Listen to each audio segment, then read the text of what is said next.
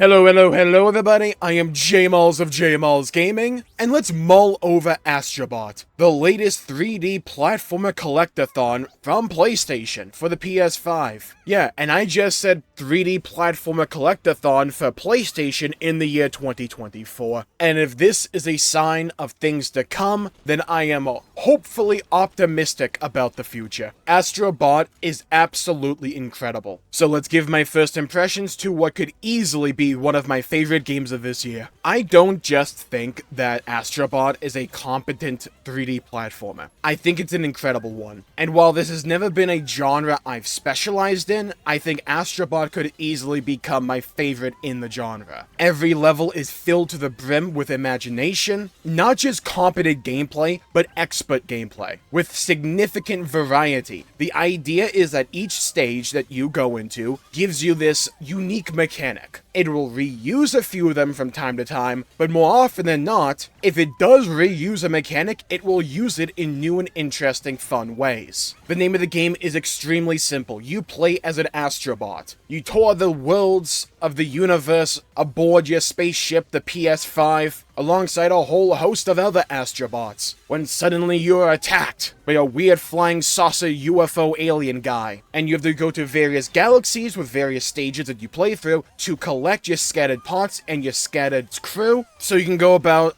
doing your Astrobot things. Very simple premise, but the game is so fun and whimsical. It's not the most graphically impressive game of all time, but honestly, I think that's a positive for this game because it doesn't fall into the trap that so many other games fall into nowadays, where they think bigger is better when it comes to graphical fidelity. It has a strong art style, sticks to it, is beautiful because of it, but it focuses on the gameplay. It focuses on being imaginative and to be fun first and foremost. The platforming and combat is very simple. You have a jump, a punch, you use whatever mechanic that map gives you, and if you try and double jump, you'll just glide in the air, but you'll shoot laser beams out of your feet, which you can kill certain enemies with, or destroy certain environments with. And I think one of the most underrated elements of Astrobot that I never hear people talk about, but what has become one of my favorite elements of the game, are the boss fights. They're incredible. I have never played a game that's a 3D platformer with bosses as cool, as varied, and as imaginative as an Astrobot. And the bosses call on you to use whatever mechanic they give you in that boss fight to its fullest, most creative capacity. There's one fight where you're fighting a giant chameleon who's hanging amongst the trees. But the mechanic you get is the ability to use your PlayStation VR, Astrobot has his own in-game, to slow down time. So if the chameleon goes to a tree way away from you, but throws buzzsaws at you, you can slow down time to platform on top of those buzzsaws to get to him. When he tries to hit you with his tongue, you freeze time, walk along his tongue, giggity, and then beat the unholy god out of his uvula like you're playing Space Marine 2. The game is cutesy in the same way that Little Big Planet was cutesy back in the day, and I think that's a positive. For the longest time, PlayStation has suffered from not having an identifiable IP like Xbox has Halo or Nintendo has Mario. I genuinely believe that Astrobot can become that for PlayStation, because while the game is an unabashed love letter to the history of PlayStation, incorporating a bunch of IP and characters, and even gameplay levels from series of old, the game has plenty of unique elements unique to Astrobot that allows the game and the IP to stand on its own two legs, to where even if it didn't have any of these references, it would still be a phenomenal game. But it also has these references, and it doesn't shy away from them. After you beat the boss fight in your respective galaxy for your cluster of levels, you unlock an additional level that is heavily themed after an old PlayStation game. The ones I've played through so far are Ape Escape,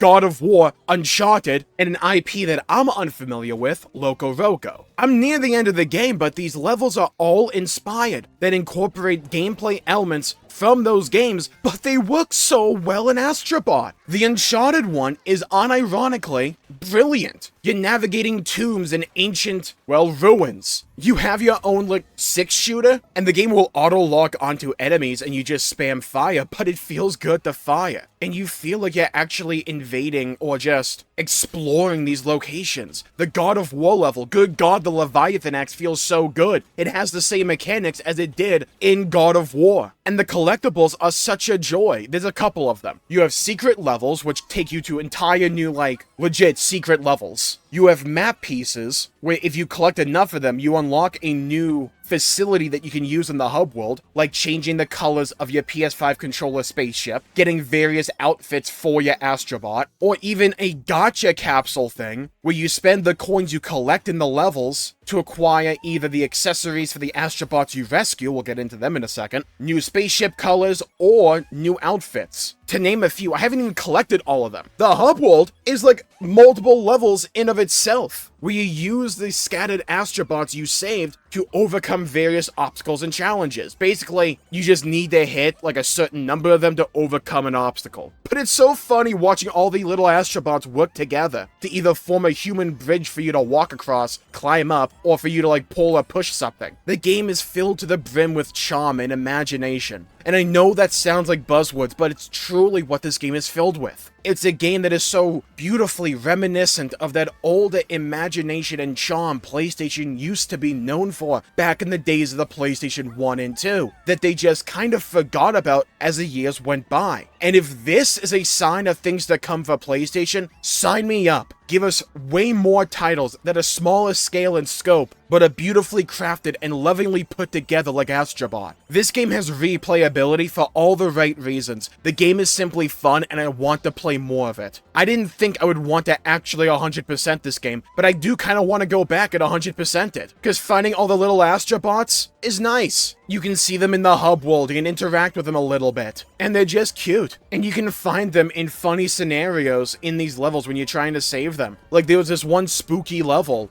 where they gave me the ability to slow down time. One of the people in my chat actually spotted this guy, because I didn't even think they would put a guy here.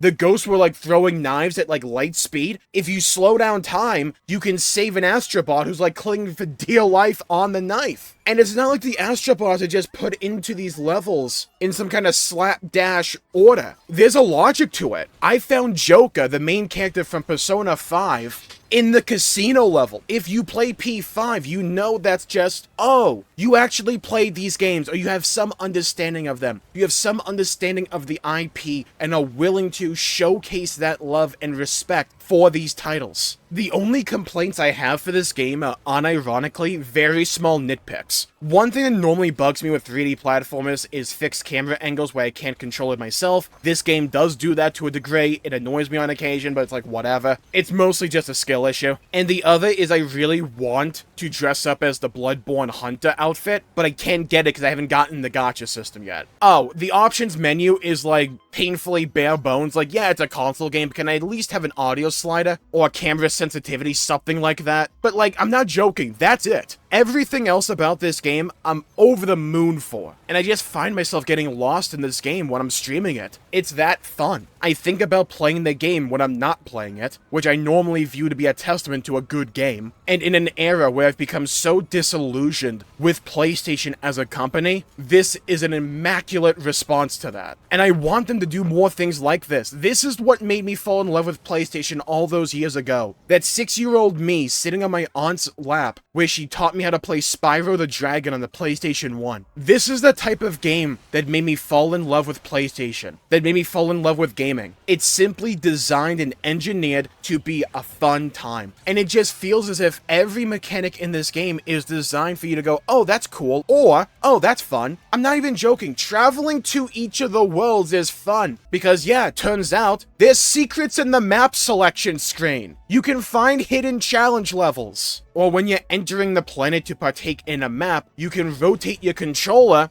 to move the ship and possibly gain some additional coins or even map pieces. When you're leaving the level, you can time it to get an extra 100 coins. It's so painfully obvious that they played this game extensively while they were developing it and just said, what could be cool here? How can we make this better? This game is a love letter to gaming, not just PlayStation. It's a game and a genre we largely don't see outside of Nintendo for the most part. It's lovable, it's creative, it's fun, everything works. The water level was good! Let that sink in. Yes, This game has a water level. It's unironically good. It's non-linear and there's a bunch of things to find. This game has a brilliant mix between non-linear levels and linear levels. There's secrets if you're willing to go off the beaten path. Or if you're willing to look at every nook and cranny, you can probably find something. And it makes excellent use of the DualSense controller. You can blow on the freaking thing and manipulate the map in that way. What a cool idea. There's an entire level about balloons. Balloons! Made me feel like I was playing through a Pixar movie. My hat is off, quite literally, to everyone who worked on this game. They cooked, they snapped, they crackled, and they popped. I have a new contender for Game of the Year, and its name is Astrobot. Thank you all for tuning in. My pledge for making the video. Leave a comment down below with if you have played Astrobot, if you want to play it, your own thoughts, your own opinions on Astrobot. I'd love to hear your thoughts and hear your opinions and to hear your perspectives. Stay safe, have a great day, and I'll see you all next time. Bye-bye, everybody, until we meet again.